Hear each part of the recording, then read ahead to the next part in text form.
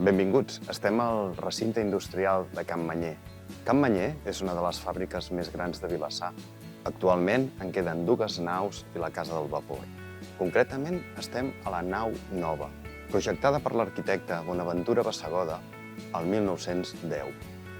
Aquesta nau acull avui en dia la Biblioteca Pública de Can Manyer, que enguany celebra 10 anys.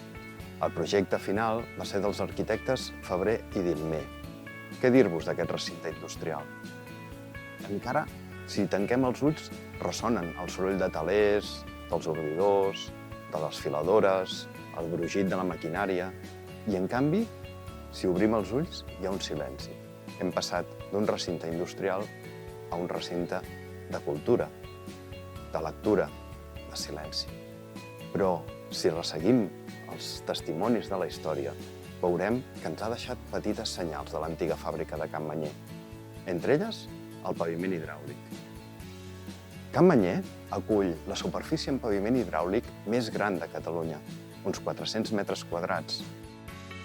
El paviment hidràulic es composa de ciment i pigments de colors.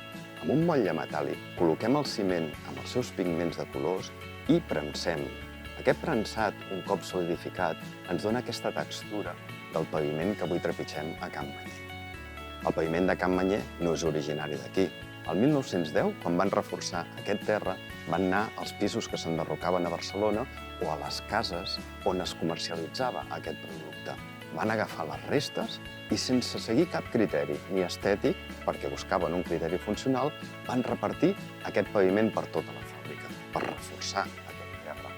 Actualment és una autèntica catifa de colors. El paviment de Can Manyer guarda un petit secret. Si us fixeu bé amb els diferents dibuixos de les rajoles, veureu que n'hi ha unes que encaixen, totes juntes, conformen un gran mosaic que en diem la Barcelona de Vilassar. Es tracta d'una reproducció d'un mosaic que la Casa Montbrú va fer per l'Exposició Universal de 1888. Aquest mosaic es va muntar a l'exposició, es va desfer i no sabem per quina raó aquelles petites rajoles disperses van acabar formant part del terra de Can Manyer. Per tant, us convidem a venir a la biblioteca, a fer una estona de lectura, però sobretot a descobrir el misteri que s'hi amaga.